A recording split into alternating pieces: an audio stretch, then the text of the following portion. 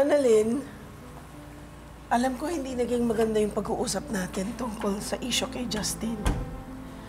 Pero, kahit na anak ko si Justin, hindi ko iti-take personally yung ginawa mo sa kanya. Alam ko naman magkakaayos pa rin kayo in the future.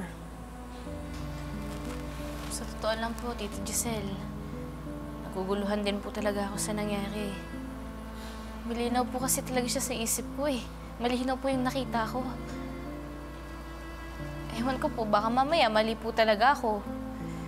Pero panghahawakan ko po yung nakita ko. Unless mayroon pong magpatunay sa akin na mali po yung nakita ko. Annalyn, just let it go. Kasi in the future, kayo din naman eh. Justin na magtutulungan sa Apex. Parang kami ng daddy mo.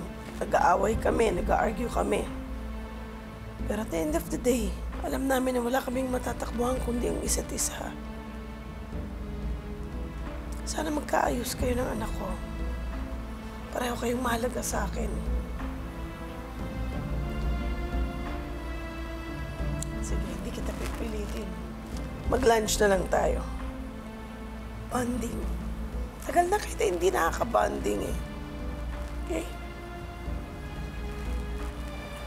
Ano? Let's go. Sorry, I'm late. Saan tayo magla-lunch? Tara, let's go. Tita Giselle, pasensya na po kayo pero kailangan ko pa po kasi mag-review para po dun sa bago kong case. Mag-OR po kasi ako eh. Next time na lang po. Thank you po sa invite. Sige po na po.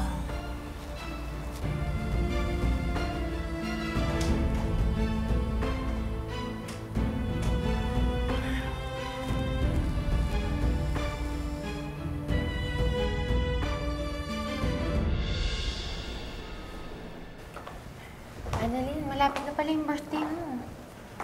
Ano, may plano ka ba? Wala pa eh. Sa totoo lang, pwede namang wala na lang celebration, di ba?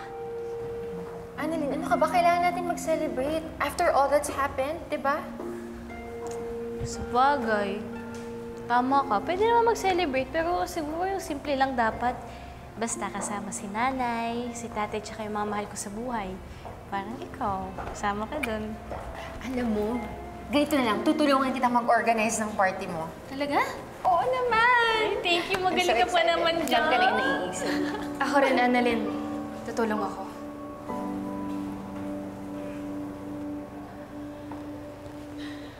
Alam mo, Justin, kahit wag na. Kasi baka kung anong mangyari. Baka yung budget sa catering, ibulsa mo pa. Alam mo, Zoe, wala talagang lumalabas na maganda dyan sa bibig mo, no?